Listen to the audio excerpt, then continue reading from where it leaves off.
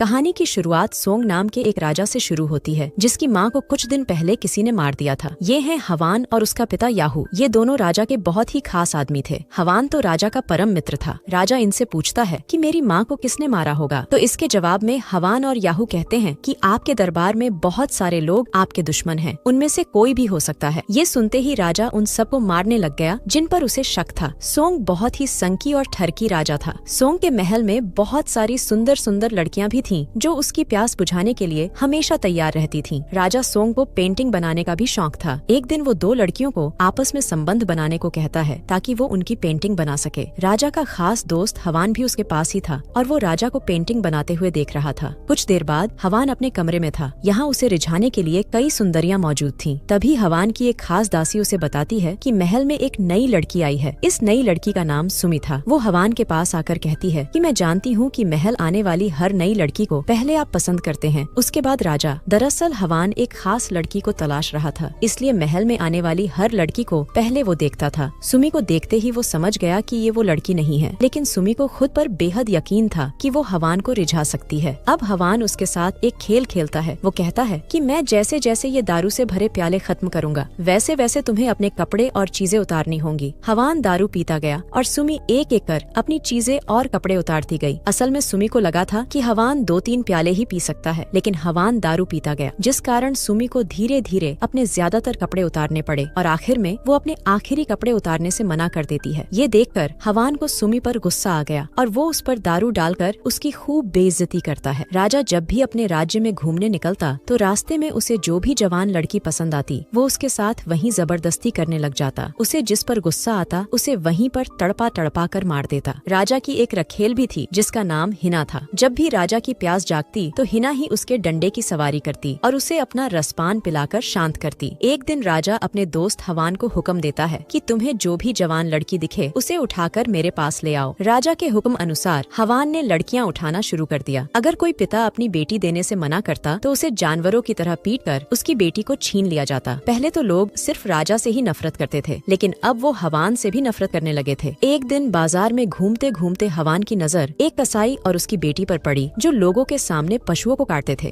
कसाई की बेटी लोगों को अपना तलवार नाच दिखाकर लुभाती थी और लोग उसका नाच देखकर बहुत खुश होते थे। इस लड़की का नाम रिहायू था, जो बला की खूबसूरत थी। रिहायू की खूबसूरती देख हवान उसे देखता ही रह गया। ऐसा लग रहा था कि जैसे हवान बरसों से इसे ही तलाश रहा था। थोड़ी देर बाद जब हवान बाजार में था तो आक्रोश में आए लोग उसे मारने लगे और रिहायू आकर उसे बचाती है। लोगों ने हवान को मार मार कर उसे बेहोश कर दिया था, जिस कारण रिहायू उसे अपने घर ले आई। होश में आते ही वो रिहायू से पूछता है कि तुमने तलवार नाच कहाँ से सीखा। इस पर रिहायू उसे बताती है कि मैं एक कसाई हूँ, बस अपना काम करते करते ये सब सीख गई। अब रिहायू उससे कहती है कि मैं राजा की सेवा करना चाहती हूँ, तुम मुझे भी ले जाओ। लेकिन हवान मना कर देता है, क्योंकि वो किसी कसाई को राजा के करीब नहीं भेज सकता था। दूसरे दिन जब हवान एक शाहूकार के घर उसकी बेटी लेने गया तो शाहूकार रिहायू को अपनी बेटी बताकर हवान के सामने पेश करता है। दरअसल रिहायू के पिता ने इस शाहूकार से काफी कर्ज ले रखा था, जो वो चुका नहीं पाया था, इसलिए बदले में शाहूकार ने उससे उसकी बेटी ले ली थी। अब हवान कुछ नहीं कर सकता था, उसे रिहायू को ही लेकर जाना पड़ा। दूसरी तरफ हिना भी एक लड़की को राजा के लिए तैयार कर रही थी। हिना ने जिसे चुना था वो सुमी थी। वो सुमी को राजा के करीब ले जाना चाहती थी। जब पूरे इलाके की लड़कियां राजा के सामने पेश की गयी तो वो बहुत खुश हो गया। अब इन सभी की ट्रेनिंग शुरू कर दी गई ताकि ये सभी राजा को रिझा सकें। इन्हें सिखाया जाने लगा कि राजा को कैसे खुश रखना है, कैसे उसकी सवारी करनी है और कैसे उसे अपना रसपान पिलाना है। इनका मुंह भी बड़ा किया जाने लगा ताकि वो राजा को अपने मुंह से भी मजे दे सकें। ये ट्रेनिंग कई दिनों तक चलती है। ऐसे ही एक रात कुछ सिपाही मौका देखकर रिहायू की गुफा लूटने की कोशिश करते हैं, लेकिन सही समय पर हवान वहां आकर उसे बचा लेता है। कुछ दिनों बाद सभी लड़कियों को राजा के सामने पेश किया जाता है। उन सभी को एक डिश खानी थी और साथ ही वो उसे ही क्यों खाना चाहती है ये भी राजा को बताना था। यहाँ सुमी और रिहायू भी मौजूद थी। जब सुमी की बारी आई तो वो ऐसी डिश चुनती है जिसे खाकर तन बदन की प्यास जाग जाती थी। ये देख राजा सुमी से बेहद खुश हो गया और इसके बाद रिहायू की बारी आती है। राजा को क्या पसंद है और उसे कैसे रिझाना है ये हवान ने उसे पहले ही बता रखा था, जिस कारण रिहायू राजा की पसंदीदा डिश खाकर एक कविता बोलती है, क्योंकि हवान ने उसे ये भी बता दिया था कि राजा को कविता का भी शौक है। रिहायू की कविता सुनकर राजा भावुक हो गया, जिस कारण रिहायू और सुमी दोनों ही राजा को पसंद आ जाती हैं। रिहायू को राजा की पसंद बनाने में हवान का बहुत बड़ा हाथ था। वो सबसे छुपकर रिहायू को ट्रेनिंग दे रहा था। एक बार जब रिहायू तलवार नाच कर रही थी तो उसे देखकर हवान को एहसास होता है कि ये वही लड़की है जिसे वो इतने सालों से तलाश रहा था। असल में हवान और रिहायु बचपन में एक दूसरे से बेहद प्यार करते थे, लेकिन हवान के पिता ने दोनों को एक दूसरे से अलग कर दिया था क्योंकि रिहायु के पिता को गद्दार कहकर राजा ने उसे मरवा दिया था और उसके बाद से रिहायु भी कहीं गायब हो गई थी। वो समझ गया था कि रिहायु ही उसके बचपन का प्यार है। रिहायु तलवार नाच में तो पहले से ही बहुत अच्छी थी और अब वो हवान से लड़ना भी सीखने लगी थी। रिहायु भी समझ गई थी कि हवान उसे पसंद करने लगा है, लेकिन वो कुछ बोलती नहीं। ऐसे ही एक रात महल में जश्न मनाया जा रहा था जिसमें सभी लड़कियां अलग अलग तरह का नाच दिखाती है। सुमी की कला देखकर सभी बेहद खुश होते हैं, जबकि रिहायु का तलवार नाच सबके होश उड़ा रहा था। वो राजा से अपने पिता के कत्ल का बदला लेना चाहती थी। इससे पहले कि वो कुछ कर पाती, एक तीर उसकी तरफ चलता है और हवान के सीने में आकर लगता है। असल में हवान का पिता याहू नहीं चाहता था कि एक कसाई की बेटी राजा के करीब जाए, इसलिए उसने रिहायु को मारने की योजना बनाई थी। लेकिन हवान को इस बारे में पता चल गया था। होश में आते ही हवान अपने बाप से झगड़ने लगा। वो राजा को राजगद्दी से हटाना चाहता था, लेकिन याहू उसे मना करता है। कई साल पहले याहू ने हवान की माँ भी राजा को सौंप दी थी और हवान की माँ ने जहर पीकर अपनी जान ले ली थी, इसलिए हवान भी राजा से बदला लेना चाहता था। अगले दिन राजा को जिन लोगों पर शक हुआ उसने उन सभी को बंदी बना लिया। इसके बाद वो उन्हें उनकी बीवियों के हाथों ही मरवाता है। एक लड़की अपने पति को बचाने के लिए राजा के लिए कुछ भी करने को तैयार हो गई। सोंग पहले सभी के सामने उसकी गुफा में धमाके करता है और फिर उसके पति की जान ले लेता है। साला सोंग बेहद घटिया राजा था। अपने पति की मौत देखकर लड़की ने भी खुद की जान ले ली, जिसे देखकर साला सोंग भड़क जाता है। अब सोंग सुमी और रिहायु में एक आखिरी मुकाबला करवाना चाहता था। राजा उन दोनों को आपस में ही मजे करने को कहता है ताकि वो उनकी पेंटिंग बना सके। इस मुकाबले में जिसका पानी पहले निकलेगा, राजा उसका खूबसूरत सिर काटकर जीतने वाले को तोहफे में देगा। देखते ही देखते सुमी हार गई। राजा उसका सिर काटना चाहता था, मगर रिहायु उसे बचा लेती है। उसका कहना था कि अगर ये मर गई तो इसका सिर खूबसूरत नहीं रहेगा। ये सुनकर राजा बेहद खुश हो गया और वो सुमी को रिहायु की दासी बना देता है। राजा ने ये सब कुछ बेटा पाने के लिए किया था, इसलिए अब रिहायु उसके बेटे की माँ बनने वाली थी। हवान रिहायु से बेहद प्यार करता था, इसलिए वो नहीं चाहता था कि वो ठरकी राजा के पास भी जाए। कुछ सोचकर हवान ने अपने आदमियों को रिहायु को महल से बाहर ले जाने का हुक्म दे दिया, लेकिन जब वो रास्ते में आराम करने के लिए रुके तो उसे रिहायु की जगह सुमी नजर आती है। दूसरी तरफ रिहायु राजा सोंग के पास आ गई थी। वो राजा को अपनी प्यारी प्यारी बातों में लगाकर उसे मारने ही वाली थी कि तभी याहू उसे पकड़ लेता है। अगले दिन रिहायु को सबके सामने पेश किया गया। उसकी पूरी कुंडली निकाली गई। अपने पिता की मौत के बाद उसने जिस कसाई को अपना बाप माना था, राजा ने उसे भी उठा लिया और रिहायु के सामने ही उसे बुरी तरह मार दिया। राजा को सोंग और उसके पिता पर भी शक था। जब उनकी जांच की गई तो सोंग का शक बिल्कुल सही निकला। दोनों बाप बेटे राजा से माफी मांगने लगे, जिस पर सोंग हवान से कहता है कि तुम्हें रिहायु के खून से माफी पत्र लिखना होगा, तभी मैं तुम्हें माफ कर सकता हूँ। राजा का भरोसा जीतने के लिए हवान रिहायु के खून से पत्र लिखकर राजा को देता है, जिसे देखकर राजा सोंग ने उसे माफ कर दिया। इसके बाद हवान जल्दी जल्दी सुमी के पास आता है और उसे रिहायु की जान बचाने को कहता है, क्योंकि उसने रिहायु को जख्मी तो किया था लेकिन उसे मारा नहीं था। सुमी किसी तरह रिहायु को महल से बाहर निकालकर उसका इलाज करवाती है। धीरे धीरे सब कुछ ठीक होने लगा था। हवान ने भले ही राजा का भरोसा फिर से जीत लिया था, लेकिन वो अभी भी बदला लेना चाहता था। वो राजा के दुश्मन हियांग से मिलकर राजा को हटाने की योजना बनाता है। अपनी योजना के अनुसार वो एक रात सोंग के साथ खूब दारू पीता है और फिर उसे मरने के लिए एक चैम्बर में बंद कर देता है। हवान ने सोंग पर कई जानवर भी छोड़ दिए थे ताकि वो उसे मारकर खा जाएं। दूसरी तरफ रिहायु भी ठीक हो गई थी, जबकि सोंग के बाद हियांग ने महल पर कब्जा कर लिया था।